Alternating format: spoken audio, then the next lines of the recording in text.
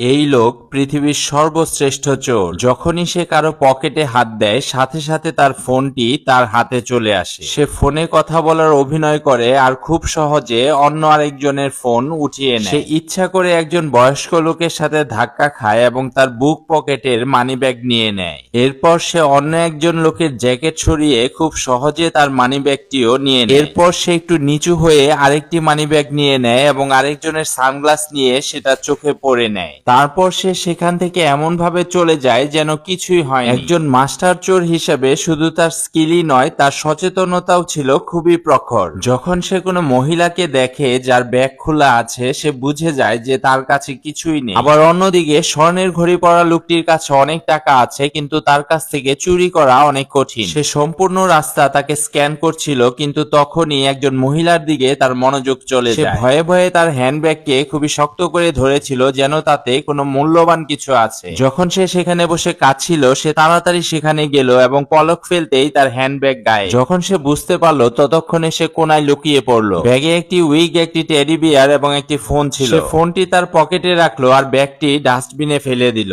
যেটা সে ভাবতেও পারেনি তাই হলো। একটু পরে একটি বিশাল বিস্ফোরণ হলো। সে ধীরে ধীরে দাঁড়ালো এবং ফেটে যাওয়া ডাস্টবিনে আহত লোকদেরকে দেখলো। তখনই সে বুঝতে পারলো এই হ্যান্ডব্যাগ একটি বড় ধরনের সমস্যার বিষয়। সে ভাবলো এর সাথে হয়তো তার কানেকশন পেতে পারে, তাই সে তাড়াতাড়ি কেটে পড়লো। ঠিক তখনই ওই বিস্ফোরণের সাথে অনলাইনে একটি হুমকি ভরা ভিডিও ভাইরাল হয়ে গেল। সন্ত্রাসীরা বলল এই বিস্ফোরণ হচ্ছে প্রথম ধাপ, 24 ঘন্টার মধ্যে তারা সম্পূর্ণ প্যারিস তছনছ করে দেবে। সুরক্ষা প্রধান তখনই কথা দিল যে সন্ত্রাসীদেরকে একদিনের মধ্যে ধরে ফেলা হবে। তারা তাদের টপ এজেন্ট জেরিকে অপারেশন শুরু করতে পাঠালো। তখনই সে ওয়ান্টেড নিউজে তার ছবি দেখলো। সে তাড়াতাড়ি প্যাকিং শুরু করলো, টাকা তার কোমরে বাঁধলো এবং ভেগে যাওয়ার প্রস্তুতি নিল। জেরি নিচে পৌঁছে গিয়েছিল। যখনই সে ছাদ দিয়ে পালাচ্ছিল, জেরি লাথি মেরে দরজা ভেঙে ফেললো। সে পুরো শক্তি দিয়ে দৌড়ালো, কিন্তু তার স্টেমিনা জেরির সামনে টিকলো না। কয়েকবার সে ধরা পড়ে যাচ্ছিল। সৌভাগ্যবশত সে সড়কে একটি জ্যাকেট চুরি করলো এবং নিজেকে ডিসগাইজ করে ফেললো।